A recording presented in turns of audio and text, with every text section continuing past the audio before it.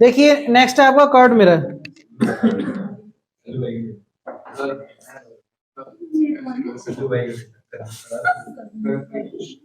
Curd mirror में concave और convex होते हैं, वो आपको पता ही है क्या होता है। एक बात नहीं तो देखो,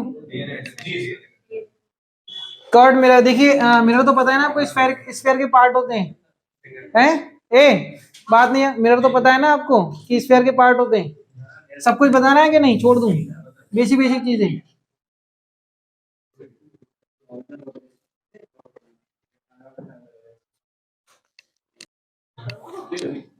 देखो हमारे पास एक स्फेयर होता है, ठीक है, ये आपका डायमीटर, ये सेंटर, ठीक है, ये क्या है हमारे पास, स्फेयर। इसको आपने यहां से कट किया, इसको यहां से कट किया, ठीक है, ये हमने कट कर दिया यहां से। कट करने के बाद ये वाले पार्ट को रिमूव कर दिया, ये और ये दोनों, बीच वाला जो पार्ट है इसको हमने क्या किया, रिमूव कर दिया, ठीक है। अब आपके पास सिर्फ ये वाला पार्ट बचा और ये वाला पार्ट बचा। ये ट्रांसपेरेंट सरफेस थी, एक को हमने क्या किया, अंदर की साइड से पॉलिश कर दिया, और दूसरे को हमने बाहर की साइड से, हाँ, ये पॉलिश किया, ठीक है, ये पॉलिश्ड है। ये हमारी रिफ्लेक्टिंग सरफेस है, ठीक है। सेंटर से इस कर्ड पाथ की जो सेंटर वाली पॉइंट मतलब मिड पॉइंट होता है, उस पॉइंट को मिलाने वाली एक्सिस को प्रिंसिपल एक्सिस बोलते हैं, ठीक है। क्लियर इतना। और ये जो मिड पॉइंट है इसको हम पोल बोलते हैं, क्या बोलते हैं, पोल। सेंटर और पोल के बीच की दूरी को रेडियस ऑफ कर्वेचर बोलते हैं, ये कर्वेचर है, ठीक है, तो इसको हम बोलते हैं रेडियस ऑफ कर्वेचर, आर से डिनोट करते हैं। पोल और सेंटर के बीच में एक मिड पॉइंट होता है, इसको हम फोकस बोलते हैं। फोकस से पोल के बीच की दूरी को हम फोकल लेंथ बोलते हैं, क्या बोलते हैं, फोकल लेंथ। क्लियर इतना, ठीक। इसके अलावा अगर हम बात करें तो ये वाली दूरी कर्वेचर की इस एंड से जो एंड पॉइंट के बीच की जो दूरी होती है उसको हम बोलते हैं लीनियर अपर्चर, क्या बोलते हैं इसको, ये हमारा लीनियर अपर्चर कहलाता है, ठीक है।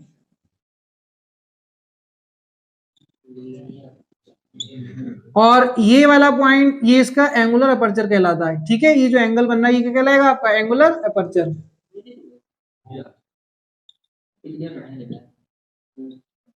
बता दिया आपको बस, होगा नहीं क्वेश्चन वगैरह में, ठीक है। तो ये लीनियर अपर्चर है, ये एंगुलर अपर्चर, दोनों में सेम चीज है। अब ये हमारा जो केप की तरह बना इसको हम बोलते हैं कॉनकेव मिरर, कॉनकेव मिरर, ठीक है। और ये जो हमारा इसके अपोजिट है इसको हम क्या बोलेंगे, कॉन्वेक्स। बनाते रहो साथ में, ठीक है, अगर लिखना है नोट करना है तो। कॉनकेव मिरर जो होता है वो कन्वर्जिंग होता है, ये कैसा होता है आपका बच्चों, कन्वर्जिंग,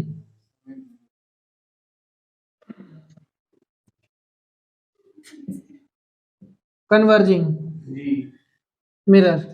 और ये होता है आपका डाइवर्जिंग मिरर,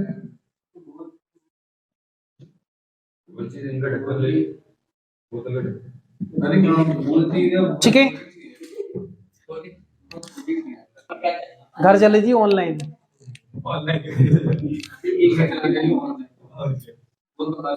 रूल्स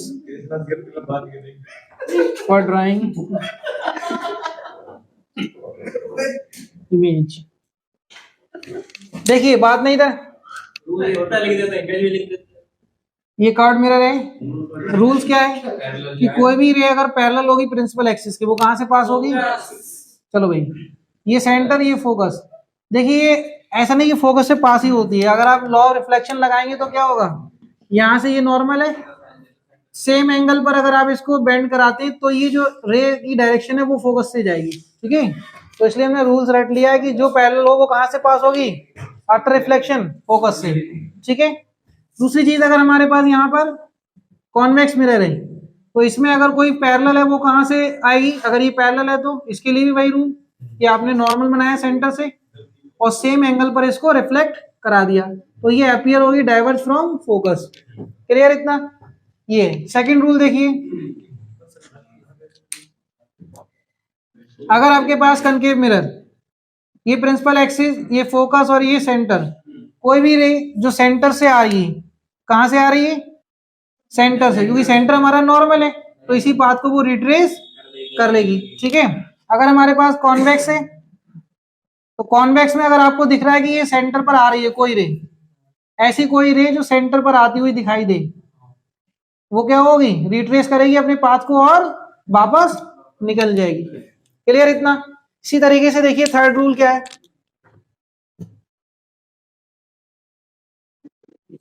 ये कॉनकेव है, फोकस, ये सेंटर। ऐसी कोई रे जो फोकस पर आ रही हो, ऐसी कोई रे जो फोकस पर आ रही हो, वो फिर आपने क्या करना है? नॉर्मल बनाना है सेंटर से। सेंटर से जब हमने नॉर्मल बनाया तो सेम एंगल पर इसको रिफ्लेक्ट कराएंगे, तो इसकी जो डायरेक्शन है वो पैरेलल होगी। कैसी हो जाएगी बच्चों? Parallel to principal axis.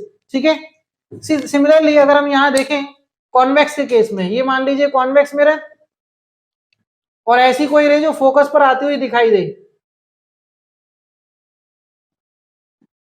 जो फोकस पर आती हुई दिखाई दे, तो उसके लिए आपने क्या करना है? सेंटर से एक नॉर्मल बनाना है। ये हमने सेंटर से नॉर्मल बनाया, सेम एंगल पर इसको क्या किया? रिफ्लेक्ट करा दिया। जब सेम एंगल पर रिफ्लेक्ट कराओगे तो ये पैरेलल हो जाएगी टू प्रिंसिपल एक्सिस। क्लियर इतना? नेक्स्ट देखिए 4 नंबर। अगर कोई रे पोल पर आ रही है डायरेक्ट, कोई रे पोल पर आ रही है डायरेक्ट, इसके लिए आप खुद बनाएंगे। बहुत बताइए क्या होगा? पोल पर बताइए। वो सीधे निकल जाएगी, वो जैसे आएगी वैसे। अगर कोई रे पोल पर आ रही है तब बताइए। सीधे निकल जाएगी? नहीं, सेम एंगल पर रिफ्लेक्ट होके चली जाएगी दूसरी साइड। ठीक है, क्योंकि वो लेंस थोड़ी ना है, लेंस में जाती है। अगर यहां से आ रही, क्योंकि ये नॉर्मल है, तो नॉर्मल का मतलब इसी से एंगल मेजर करो और सेम एंगल पर इसको रिफ्लेक्ट करा दो। तो ये हमारे कुछ रूल्स हैं, इसको नोट कर लो। इसके बाद हम रे डायग्राम देखते हैं जल्दी से। 2 मिनट बन गए सब? एक क्वेश्चन। इमेज फॉर्मेशन देखिए।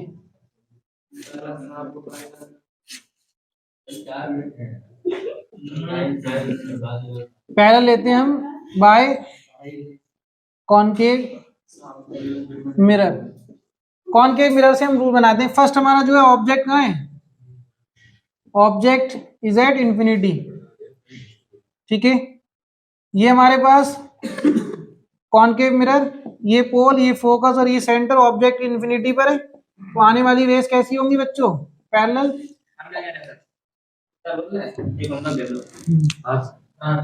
पैरेलल रेस कहां से पास पैरेलल रेस कहां से पास हो रही है?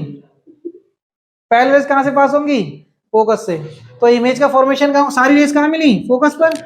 तो इमेज के बारे में अगर हम डिटेल लिखें तो क्या लिखेंगे बताइए? पोजीशन, साइज और नेचर।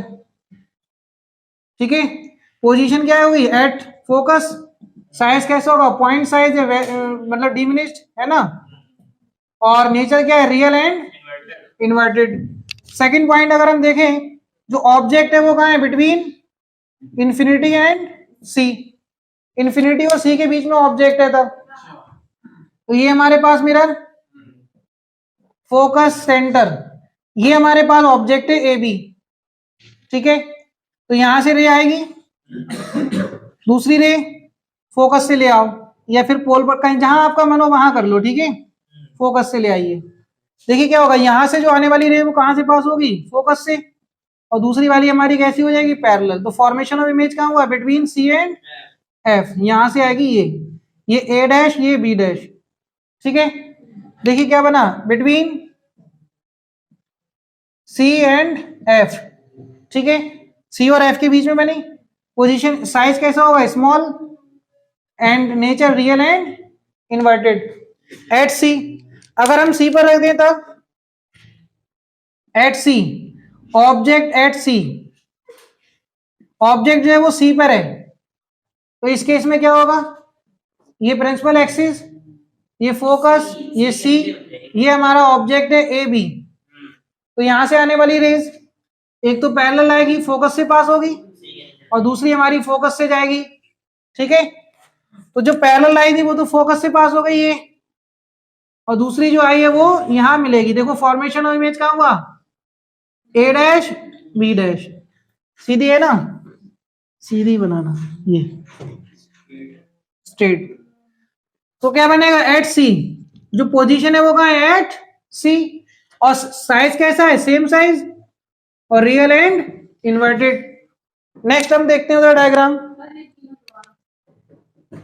ये वाले इधर देखो, कोई भी ऑब्जेक्ट हमारा अगर इंफिनिटी पर है, फर्स्ट केस, तो इंफिनिटी पर सारी रेस कैसी होंगी, पैरेलल। इंफिनिटी का मतलब ये, और पैरेलल रेस कहां से पास होती है, फोकस से। तो कहां पर मिलेंगी सारी रेस, फोकस पर ही मिलेंगी। तो फोकस पर इमेज बनी, साइज कैसा है, पॉइंट साइज, रियल और इन्वर्टेड। ठीक है, एक्चुअली में रे मिल रही है, जब मिलती है रियलिटी में तो रियल इमेज बनती है। ठीक है, और इन्वर्टेड बनेंगी इन केसेस में, तो उसमें हमने इन्वर्टेड लिख दिया। नेक्स्ट देखिए, अगर हमारा बिटवीन ओ और सी है, सी और इन्फिनिटी के बीच में, मतलब इन्फिनिटी और सी के बीच में ऑब्जेक्ट है तब, तो हमने यहाँ कहीं बना लिया बीच में सी से पहले, और इससे पहले जब बनाया तो क्या आएगा आपका, एक रे जो पैरेलल आ रही है बी पॉइंट की बना रहे, सिर्फ हम पॉइंट बी की रे बनाएंगे, उससे हमें पता चल जाएगा ए की कहाँ होगी। ठीक है, तो इस केस में हमने बी पॉइंट की इमेज बनाई, बी से पैरेलल रे आई, फोकस से पास हुई, एक वो जो फोकस से आएगी तो वो पैरेलल हो जाएगी। जब देखेंगे जहां मिल रही है ये रे, यहां मिली, तो यही हमारा बी पॉइंट बना। ए कहां बनेगा, प्रिंसिपल एक्सिस पर ही बनेगा, इसके नीचे। तो ये हमारी इमेज हो गई ए डैश बी डैश। तो between C and F, small and real inverted. तीसरा, अगर हम सेम ऐसी केस सी पर रखें तो इमेज हमारी यही सी पर आ जाती है, और सेम साइज की बनती है। ठीक है, नेक्स्ट केस देखिए 4, इसी में 4 नंबर को केस, कि अगर हमारा बिटवीन ऑब्जेक्ट कहां है, बिटवीन सी एंड एफ। ठीक है, ये हमारे पास मिरर है, सी और एफ के बीच में ये पोल, ये एफ, ये सी। ऑब्जेक्ट हमने यहां ले लिया ए बी। ठीक है, तो यहां से एक रे वो ये हमारी पैरेलल आएगी, और एक हमारी फोकस से आकर पास होगी। तो जो पैरेलल आ रही है वो तो फोकस से जाएगी, और जो फोकस पर आई थी वो पैरेलल हो जाएगी। तो इसको हम थोड़ा सा शिफ्ट कर लेंगे, ये हमारा सेंटर है। तो ये जो हमारी रे बनी वो कहां बनी, ए डैश बी डैश। ठीक है, कहां बनेगी, सी से पहले, कहां बनेगी, सी से पहले, तो बिहाइंड सी। और साइज कैसा होगा इसका, पोजीशन है और क्या है, साइज, नेचर। ठीक है, साइज में क्या आएगा आपका, लार्ज, और नेचर क्या होगा बताइए, रियल एंड इन्वर्टेड। नेक्स्ट अगर हम एफ पर ले लें तब, नेक्स्ट केस एफ पर बताइए, तो इमेज कहां बनेगी, इंफिनिटी पर। ये हमारा अगर ऑब्जेक्ट है ए बी, तो एक रे जो पैरेलल आ गई फोकस से पास होगी, एक हम यहां से चाहो तो सेंटर से ले लो या फिर पोल से ले लो, ऐसे रे आई और ऐसे निकल गई। ये दोनों रेस पैरेलल हैं, कहीं मिलेंगे क्या, नहीं। जब पैरेलल रेस होती है तो इन्फिनिटी पर मिलती है, तो at infinity position of image क्या होगा, एट इन्फिनिटी। साइज कैसा होगा, एन लार्ज, या फिर लार्ज बोल सकते हैं आप। और ये नेचर कैसा होगा, real and inverted. Next case देखिए आप, बिटवीन एफ एंड पी। ये आपके पास पोल, ये फोकस और ये सी, ये ऑब्जेक्ट है between F and, object between F and P. ये हमारा ए बी ऑब्जेक्ट है।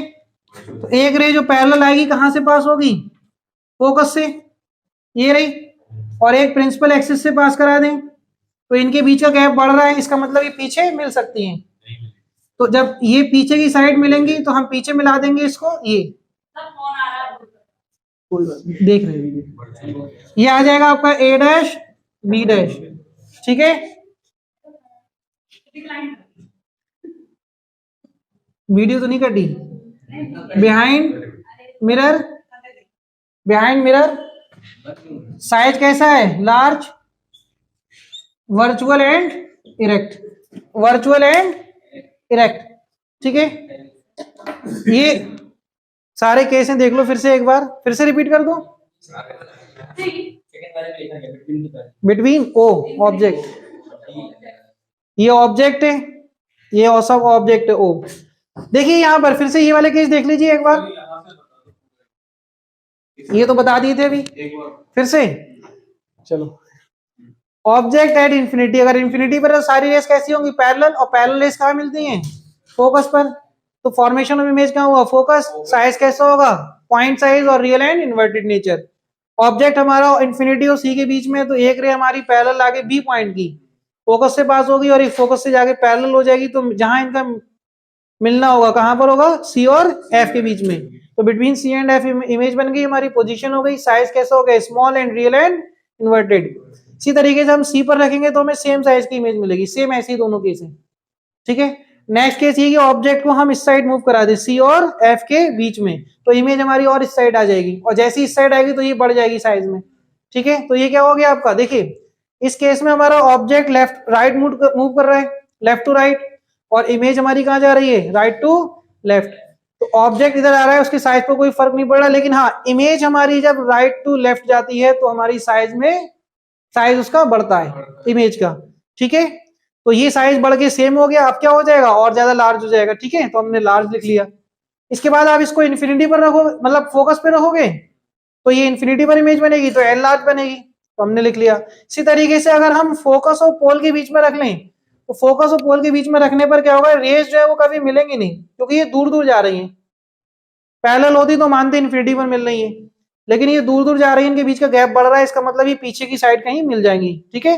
तो बिहाइंड मिरर मिलेंगी, हमने बिहाइंड मिरर देखा, यहां पर मिल गई, और साइज कैसा है इसका? लार्ज, और ये वर्चुअली मिल रही है, तो वर्चुअल और इरेक्ट मतलब सीधा, इसलिए। ठीक है। नोट कर लो, टाइम हो गया।